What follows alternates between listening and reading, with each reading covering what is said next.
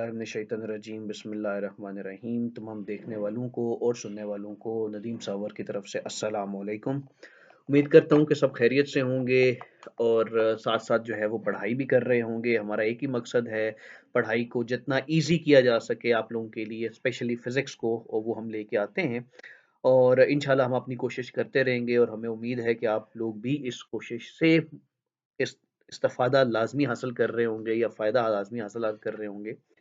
तो आज का जो हमारा टॉपिक है उसकी तरफ चलते हैं मज़ीद कुछ बातें किए हुए। इक्वेशन ऑफ कंटिन्यूटी किसे कहते हैं? बड़ा सिंपल सा टॉपिक है लेकिन काफ़ी इम्पोर्टेंट टॉपिक है। जब हम बात करते हैं फ्लूइड की तो fluid is anything that can flow. कोई ऐसी चीज़ जो फ्लो कर सकती है, उसमें फिर लिक्विड भी आ जाते हैं, उसमें आपके पास गैस पार्टिकल्स भी आ सकते हैं, गैसेस भी आ जाती हैं। तो हर वो चीज़ जो फ्लो कर सकती है, जैसे हमारे इर्द-गिर्द एयर है तो that is also a fluid. इससे पहले शायद हमारे कुछ पढ़ने में, कुछ सीखने में इस तरह से है कि फ्लूइड इज़ बेसिकली लिक्विड। ये हम ऐसा सोचते हैं या हमें ऐसा लगता है कि जहाँ पे फ्लूइड की बात हो रही है, लिक्विड की बात हो रही है, but not in this topic, या यूँ कह लो कि इस पूरे टॉपिक में जो हम पढ़ने जा रहे हैं वहाँ पे हमें साथ में ये बताना है कि equation of continuity is applied on all the fluids and fluids basically all those things which can flow. तो उसमें एयर भी आ गई आपके पास, लिक्विड भी आ गए। अभी हम जो टॉपिक जिसकी तरफ जा रहे हैं वो टॉपिक बड़ा सिंपल सा है। उसको ज़रा स्टार्ट करते हैं और मज़ीद बातें जो हैं वो हम बाद में करेंगे। हम एक फ्लूइड कंसिडर करते हैं, एक आइडियल फ्लूइड। आइडियल फ्लूइड क्या होता है? एक ऐसा फ्लूइड जिसकी जो नॉन विस्कस हो, दैट मीन्स उसके लेयर्स के दरमियान की फ्रिक्शन जो है वो मिनिमम हो, ना होने के बराबर हो। फ्लूइड इनकम्प्रेसिबल होना चाहिए, हम उसको प्रेस करके उसका वॉल्यूम चेंज ना कर सकते हों, और जो फ्लूइड मोशन है वो स्टेडी होना चाहिए। स्टेडी मीन्स रेगुलर फ्लो होना चाहिए, वो टर्बुलेंट फ्लो नहीं होना चाहिए। अब रेगुलर फ्लो और टर्बुलेंट फ्लो में क्या डिफरेंट है, इसकी डेफिनेशन एक सेपरेट वीडियो में पड़ी है। ये ऊपर टॉप अप आएगा, उस पर क्लिक कीजिएगा तो आप उसको भी देख सकते हैं। अब इक्वेशन ऑफ कंटिन्यूटी में हमने एक आइडियल कंडीशन का फ्लूइड कंसिडर करना है और उस फ्लूइड को हमने यहाँ पे मूव कराना है। तो जब फ्लूइड मूव कर रहा होगा, ऑब्वियसली इस पूरे पाइप में फ्लूइड ने मूव करना है। हमारे पास इस साइड का जो एरिया है A1 है, और इस साइड का जो एरिया A2 है, ये हमारे पास नॉन यूनिफॉर्म है। और इक्वेशन ऑफ कंटिन्यूटी में जो चीज़ हम प्रूव करते हैं उसके लिए नॉन यूनिफॉर्म पाइप का होना ज़रूरी है। This is also condition. जब हम प्रूफ करेंगे तो एट द एंड हमें आइडिया होगा कि हमने यूनिफॉर्म और नॉन यूनिफॉर्म एरिया क्यों सेलेक्ट किया है यहाँ पे। फिर इसमें हमने कुछ एरिया इस साइड पे सेलेक्ट कर लिया, डेल्टा x1, इसी तरह से कुछ एरिया हमने डेल्टा x2 इस साइड पे सेलेक्ट कर लिया, और जो फ्लूइड हमने मूव कराया है वो v1 वेलोसिटी के साथ और स्टेडी फ्लो के साथ इसमें मूव करेगा। अब कुछ टाइम में ऑब्वियसली कोई चीज़ अगर मूव करेगी तो उसको मूव करने के लिए कुछ टाइम चाहिए, और कोई भी टाइम हम डेल्टा टी अगर कंसिडर कर लेते हैं, तो किसी डेल्टा टाइम में यहाँ पे जो भी हम लिक्विड या फ्लूइड यहाँ से मूव कराएंगे, ऑब्वियसली वो उसका कोई ना कोई मैस यहाँ पे मूव करेगा। तो मैस को अगर हम डेल्टा m1 से शो कर लें, क्योंकि ये फर्स्ट साइड है इसलिए हम इसको 1 से शो कर रहे हैं। अब मैस किसके इक्वल होगा? ऑब्वियसली अगर हम देखना चाह रहे हैं कि यहाँ पे मैस किसके इक्वल है, कितना मैस जाएगा, तो उसके लिए फिर हमें ये देखना पड़ेगा कि हम जो फ्लूइड यहाँ पे मूव करा रहे हैं, उसकी डेंसिटी कितनी है और कितना वॉल्यूम वो लेके जा रहा है। क्यों? क्योंकि हमें इक्वेशन पढ़ के आ चुके हैं, हम ये देख चुके हैं कि हमारे पास जो डेंसिटी होती है, that density is equal to mass पर यूनिट वॉल्यूम। और अगर यहाँ पे मास पर यूनिट वॉल्यूम है और यहाँ से हम मास फाइंड करना चाह रहे हैं, तो अगर मैं मास को यहाँ पे डिफाइन करना चाहूँ तो that is density into volume. Right? तो वो एक तो ये जो थोड़ा-सा ऊपर ये डिफरेंशियल आपको अलग से नज़र आ रहा है, ये मैं इसलिए यूज़ कर रहा हूँ ताकि वॉल्यूम और वेलोसिटी में डिफरेंस आ सके। यहाँ पे वेलोसिटी है और वॉल्यूम है, तो इस टॉपिक में हमने वॉल्यूम भी पढ़ना है, वेलोसिटी भी पढ़नी है, तो that's why I just little bit of change here कि हम वॉल्यूम और वेलोसिटी में जो है डिफरेंशिएट वो भी कर सकें साथ-साथ। अच्छा, उसके बाद नेक्स्ट जो हम इसकी बात करेंगे, अब ये वॉल्यूम वैल्यू उठा के मैथ्स के हम इस इक्वेशन में पुट कर सकते हैं। जो डेल्टा m1 है तो हमारे पास वैल्यू भी आ जाएगी, और वैल्यू किस तरह से आएगी? We can write it as delta m1 which is equal to density. अब डेंसिटी ऑब्वियसली जो भी फ्लूइड हम यहाँ से इस साइड से ऐड करेंगे, दूसरी साइड पे वही डेंसिटी भी होगी, लेकिन हम क्योंकि फर्स्ट साइड की बात कर रहे हैं तो हम डेंसिटी को 1 लिखते हैं। उसके बाद वॉल्यूम है तो वॉल्यूम को भी हम इसके साथ 1 लिख देते हैं। अब ये तो हो गई एक चीज। अब हमें पता है कि वॉल्यूम हम कहते किसे हैं, तो volume is very simple thing. हम अगर इसको डिफाइन करें सिंपल वे में, तो अगर मैं वॉल्यूम को डिफाइन करूं तो volume is length multiply by width multiply by height.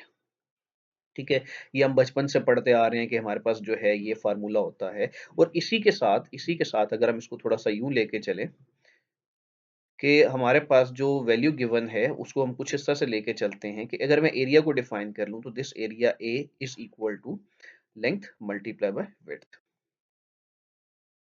Right. अब ये तो एक चीज हमारे पास गिवन है, एरिया गिवन है, लेंथ इनटू विड्थ, और यही चीज अगर मैं ये पूरे की पूरी वैल्यू उठा के तो इसकी ऊपर वाली इक्वेशन में ले जाऊं तो आपके पास जो वॉल्यूम है, वॉल्यूम की इक्वेशन क्या बन जाएगी? वॉल्यूम की इक्वेशन आपके पास बन जाएगी एरिया इनटू हाइट, ठीक है।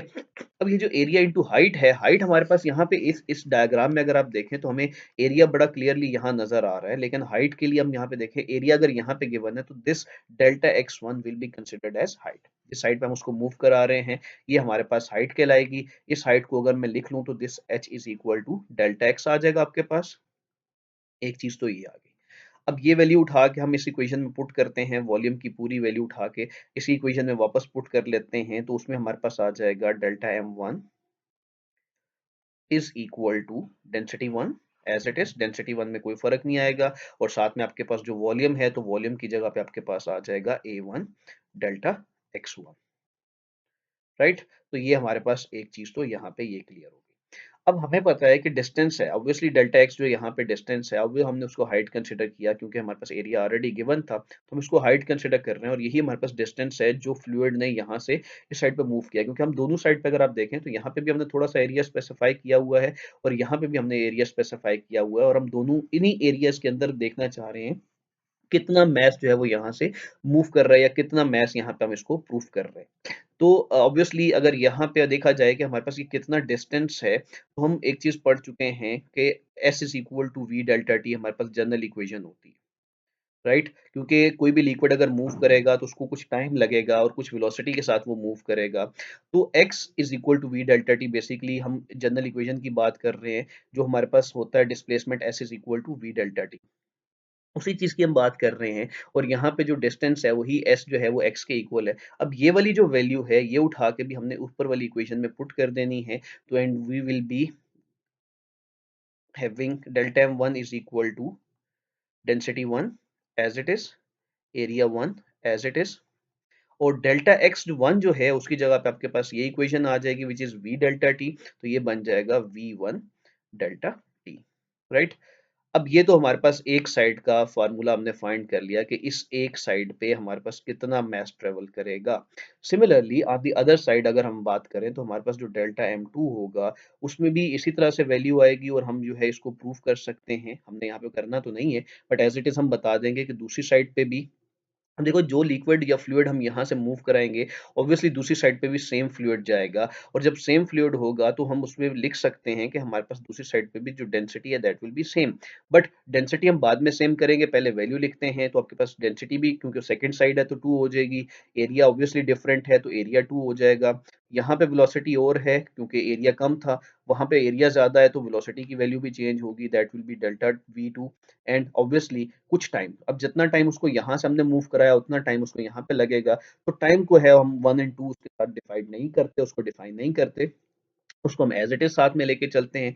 अब ये हमारे पास दो वैल्यूज आ गई, डेल्टा एम वन की वैल्यू आ गई delta M two, that means mass on this side as well as mass on this side, right. तो ये दो साइड का जो मैस है उसकी हम बात कर रहे हैं। अब हम थोड़ी सी अपने रियल लाइफ की बात करते हैं। तो रियल लाइफ में हमने ये देखा है कि जितना हम कोई भी एक लेट्स से हम एक घर के आम पाइप की बात कर लेते हैं, जैसे हम सेंध वगैरह धोते हैं, फर्श या पौधों को पानी लगाते हैं, उसकी बात हम कर लेते हैं। तो इस साइड से अगर आपके पास उस पाइप के दरमियान में कोई लीकेज नहीं है, कोई वाटर वगैरह या कोई फ्लूइड वहां से जाया नहीं हो रहा, तो जितना मैस आप वाटर का या जितना वॉल्यूम ऑफ वाटर आप एक साइड से ऐड करोगे दूसरी साइड पे भी सेम वॉल्यूम या मैस प्रोड्यूस होगा।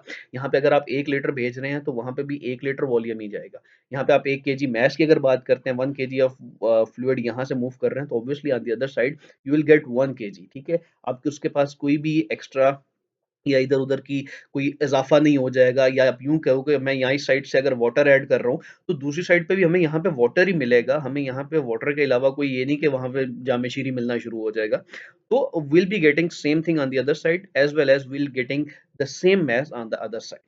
तो मास भी दोनों साइड पे सेम होगा, ये बात भी हमारे पास आ गई। अब मैथ्स भी सेम है, तो हम इस इक्वेशन को थोड़ा-सा आगे मज़ीद एक्सप्लेन कर लेते हैं और इस मज़ीद एक्सप्लेनेशन के लिए हम जो है वो यहाँ पे मज़ीद कंटिन्यू करते हैं।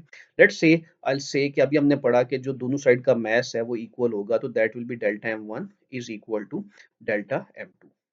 ठीक है, दोनों साइड पे मास इक्वल है। अब जो इक्वेशंस अभी हम पढ़ के आए हैं डेल्टा M1 की और डेल्टा M2 की, उन 2 की वैल्यूज़ आप उसमें वैल्यू पुट कर सकते हैं और वैल्यूज़ पुट करने से हमारे पास इक्वेशन क्या आ रही है, that is rho 1 A1 V1 delta T, that is M1, which is equal to rho 2 A2 V2 delta T, right. ये वो वैल्यूज हैं जो हमने पुट कर ली हैं। अब नेक्स्ट हमें पता है, क्योंकि दोनों साइड पे डेंसिटी सेम आ रही है, इस साइड से हम वाटर भेज रहे हैं तो दूसरी साइड पे वाटर ही मिलेगा, तो ये डेंसिटी और ये डेंसिटी जो है वो एक दूसरे के साथ कैंसल आउट हो गई। सिमिलरली टाइम दोनों साइड का इक्वल है तो टाइम भी एक दूसरे के साथ कैंसल आउट हो जाएगा and we are left with A1 V1 which is equal to A2 V2। अब एरिया दोनों साइड का इक्वल नहीं है इसलिए मैं उसको कैंसल आउट नहीं कर सकता और वेलोसिटी भी दोनों साइड की इक्वल नहीं है इसलिए मैं उसको भी कैंसल आउट नहीं कर सकता। तो this equation A1 V1 is equal to A2 V2 ये हमें इक्वेशन ऑफ कंटिन्यूटी को शो कर रही है और इस इक्वेशन को हम जो है बड़ा इजीली एक्सप्लेन इस तरह से कर सकते हैं that the product of cross-sectional area of the pipe and the fluid speed at any point along the pipe is always constant। क्योंकि अगर दोनों साइड इक्वल हैं तो इसका मतलब है जो वैल्यू यहाँ थी वही वैल्यू यहाँ पे है और थ्रू आउट द पाइप भी वही वैल्यू रही है। तो हम इसको मजीद अगर आसान करना चाहें तो हम लिख सकते हैं कि A V is equal to constant, right. अब ये जो कांस्टेंट है इस कांस्टेंट का पता होना चाहिए कि इस कांस्टेंट को हम क्या कहते हैं, तो उसको हम डिफाइन भी कर सकते हैं। क्या डिफाइन कर सकते हैं, the constant is equal to the volume flow rate या volume flow per second of the fluid. ठीक है, या उसको हम फ्लो रेट भी कह सकते हैं। कैसे, एरिया मींस ये एरिया और वेलोसिटी कितनी वेलोसिटी से मूव कर रहा है एंड एरिया इनटू वेलोसिटी अगर हम बात करें ए एंड वी तो this is equal to the volume per second. ठीक है, तो इसको हम जो है वो बड़ी इजीली डिफाइन कर सकते हैं। This is equation of continuity that A V is equal to constant throughout the pipe. जो हमारे पास टोटल क्रॉस सेक्शन है, एरिया और जो वेलोसिटी है जो उसमें मूव कर रही है, तो उसका जो प्रोडक्ट है वो थ्रू आउट द मूवमेंट हमारे पास कांस्टेंट रहता है। यही हमारे पास जो है वो इक्वेशन ऑफ कंटिन्यूटी है और यही हमारे पास इसका प्रूफ है। उम्मीद करता हूँ कि ये सारी बातें आपको समझ आ गई होंगी। सिंपल है, कोई क्वेश्चन अगर मज़ीद रह गया है तो उस क्वेश्चन को नीचे कमेंट में मेंशन कर दें ताकि हम उसको नेक्स्ट वीडियो में मज़ीद शामिल करके उसका आंसर कर सकें। Right? Okay, this is for today. इंशाल्लाह will see you in next video soon.